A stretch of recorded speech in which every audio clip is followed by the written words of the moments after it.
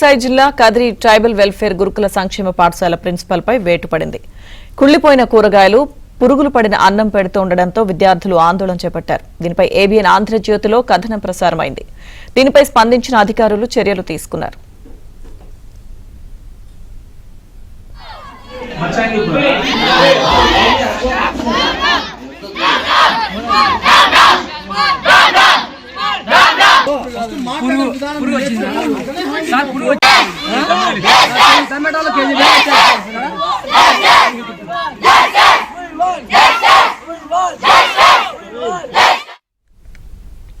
సత్యసాయి జిల్లా Kadiri tribal welfare గురుకుల సంక్షేమ పాఠశాల ప్రిన్సిపల్ పై వేటు పడింది. కుళ్లిపోయిన కూరగాయలు, పురుగులు పడిన అన్నం పెడుతుండటంతో విద్యార్థులు ఆందోళన చేపట్టారు. దీనిపై ఏబీఎన్ ఆంధ్రజ్యోతిలో కథనం ప్రసారమైంది. దీనిపై స్పందించిన అధికారులు చర్యలు తీసుకున్నారు. పూర్తి సమాచారం మా ప్రతినిధి సురేష్ అందిస్తారు.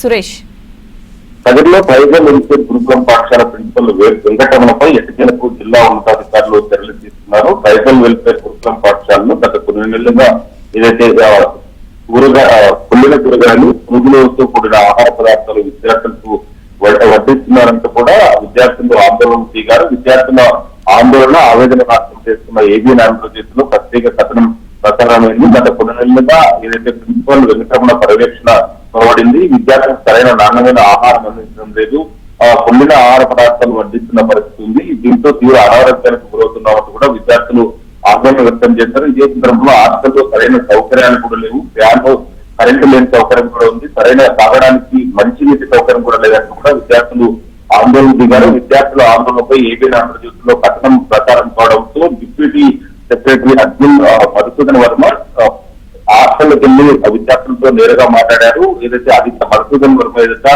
విద్యార్థులు తమ గోడలు వెళ్లబోతున్నారు, నెలల తరబడిగా సరైన ఆహారం పెట్టడం లేదు, వెంకటరమణ సరిగ్గా హాస్టల్కు రావడం లేదు, పర్యవేక్షిస్తున్న పరిస్థితి కూడా లేదంటూ కూడా విద్యార్థులు ఆందోళన వ్యక్తం చేశారు. విద్యార్థుల ఆవేదన వ్యక్తం చేస్తున్న మధుసూదన్ వర్మ దీనిపైన ఖచ్చితంగా ఉన్నతాధికారుల దృష్టికి తీసుకెళ్లి కఠిన చర్యలు తీసుకునేలా చేస్తామంటూ కూడా విద్యార్థులకు హామీ ఇచ్చారు. అందులో భాగంగానే జిల్లా ఉన్నతాధికారులతో పాటు రాష్ట్ర ఉన్నతాధికారుల దృష్టికి కూడా వెంకటరమణ వ్యవహారశాలని తీసుకెళ్లారు. ఏదైతే వెంకటరమణ కనీసం హాస్టల్లో పర్యవేక్షించడం లేదు, విద్యార్థులకు సరైన ఆహారం ఇవ్వడం లేదు, విద్యార్థుల నుంచి అక్రమంగా డబ్బులు కూడా వసూలు చేస్తున్నారు. విద్యార్థులకు బుక్స్, పెన్స్ పెడుతూ డబ్బులు వసూలు చేసి వాళ్ళకు ఆ బుక్స్, పెన్స్ కూడా ఇవ్వడం లేదంటూ కూడా ఉన్నతాధికారుల దృష్టికి తీసుకెళ్లారు. ఇదే సందర్భంలో కదిరి ట్రైబల్ వెల్ఫేర్ గురుకులం పాఠశాలలో ఏదైతే విద్యార్థుల అవస్థల పైన ఏబీఎన్ ఆంధ్రజ్యోతిలో ప్రసారమైన కథనానికి కదిరి ఎమ్మెల్యే అందుకుంటా వెంకట ప్రసాద్ స్పందించారు. విద్యార్థులతో నేరుగా ఫోన్ లో మాట్లాడారు. ఖచ్చితంగా విద్యార్థులు ఎదుర్కొంటున్న సమస్యలు ఏవైతే ఉన్నాయో వాటన్నిటిని కూడా తను తక్షణమే